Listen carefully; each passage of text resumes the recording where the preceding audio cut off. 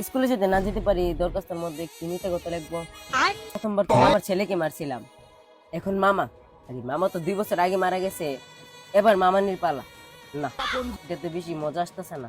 এখন একটা রোগের কথা ভাবতে হবে। পেট ব্যথা, না না না। মাথা ব্যথা, না না। কমন হাত ভাঙা, হাত ভাঙা তো আমি লিখতেছি। এবার নতুন কিছু একটা ভাবতে হবে। এবার নতুন একটা রোগের কথা ভাবতে হবে। বন্ধু তুই একটা আইডিয়া দে। কমা। কমা আবার কি? আমি শুনছি কমা একটা ভয়ঙ্কর রোগ। শুনতেও তো ভয়ঙ্কর লাগতেছে রোগটা। আসসালামু আলাইকুম স্যার। ওয়ালাইকুম আসসালাম। তুই কালকে স্কুলে আসিস নাকি? স্যার কালকে আমার অনেক বড় কম হয়েছিল, পেটে থেকে মাথায় মাথায়। স্যার আমার 2-3 দিনে ছুটি লাগবে। আজকে তোর কমান, আজকে তোর পুলিশ টিপ দেবি। স্কুলে যদি না যেতে পারি দরখাস্তের মধ্যে কি মিথ্যা কথা লিখবো? প্রথমবার তো আমার ছেলেকে মারছিলাম,